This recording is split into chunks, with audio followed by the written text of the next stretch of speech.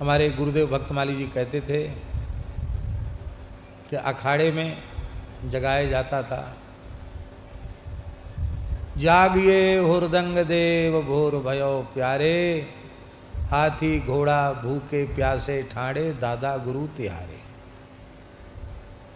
बोलो भक्तवत्सल भगवान की जय।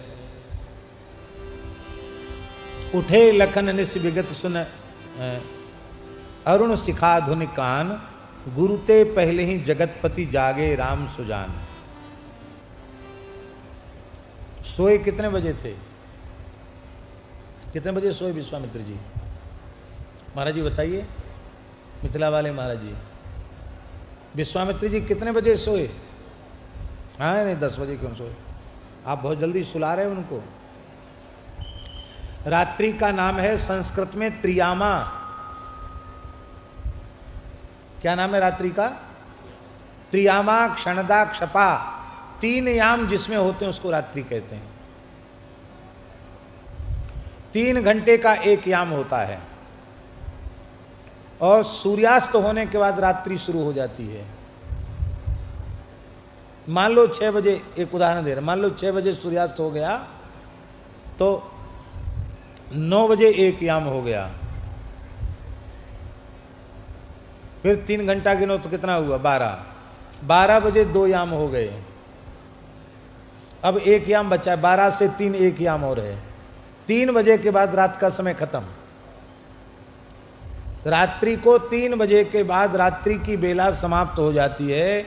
फिर 4 बजे तो हर हालत में स्नान करके उत्तमा तारकोपेता मध्यमा लुप्त तारका और उत्तमा संध्या करनी चाहिए।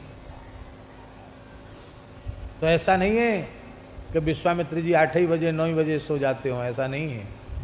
जुग जाम सिरानी मानस जी में 2 याम चले गए। 2 याम का मतलब है रात्रि को कम से कम 12 बज गए। राम जी दबा रहे, बार बार मुनि आयुष दीनी, रघुवर जाए सैन तब कीनी। अब 12 बजे तक तो कथा ही सुनाते रहे, लेटे लेटे सुना रहे होंगे। और उसके बाद फिर बार बार मुनि आयुष दीनी, तो बार बार मतलब 1-2 मिनट में थोड़ी बार बार हो गया होगा। थोड़ी देर दबा, अरे नहीं जाओ रामभद्र अब बहुत रात हो गई सो जाओ। नहीं गुरुजी थोड़ी और सेवा कर लें, थोड़ी और सेवा कर लें, तो शायद 1-1:30 बज गया होगा।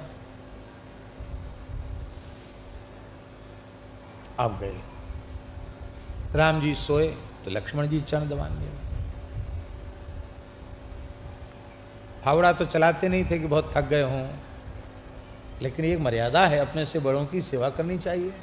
लखनलाल जी चरण दबाते हैं। तो वही बात लक्ष्मण जी को राम जी कहते हैं, बार बार कहते हैं लक्ष्मण अब सो जाओ। लोग कहते हैं कि लक्ष्मण जी वनवास में 14 साल सोए नहीं। हमको तो लगता लक्ष्मण जी आज भी नहीं सोते हैं। ईमानदारी से जो अपने सेव्य की सेवा करेगा वो सोएगा कैसे? नहीं सो सकता है। हमारे ब्रज के महान सिद्ध संत परम पूज्य प्रातः स्मरणीय पंडित श्री गया प्रसाद जी महाराज गिरिराज जी वाले बाबा सरकार, उनकी सेवा में पूज्य बाबा ठाकुरदास जी विराजते थे। हमारे महाराज जी से सुनी हुई बात हम आपको बता रहे हैं। महाराज जी कहते थे, पंडित जी कहते थे कि इतने लंबे समय तक ठाकुरदास हमारे पास रहे, पर मैं मोए खबर ही ना है कि कबू सोवेऊ का, ये सोते नहीं। पंडित जी उठे, वो तैयार। पंडित जी तो बोलते ही नहीं थे, जगाने की बात तो दूर रही। भूमि पर शयन करना।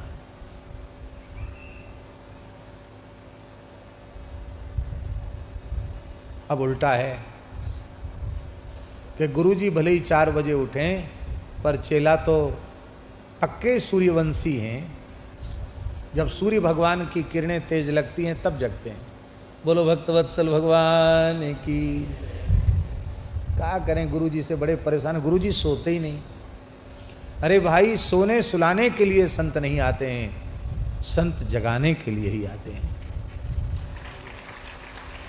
फिर जगाने के बाद संभालते हैं।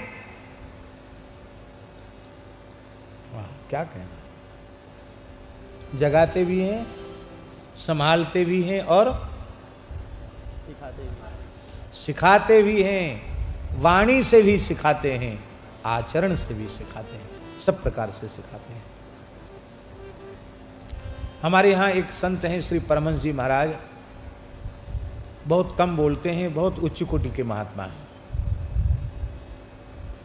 एक बार हमसे बोले, हमारे साथ 2-4 लोग रहते ही हैं, कि क्या करें, एक बात कहने की बहुत इच्छा हो रही है।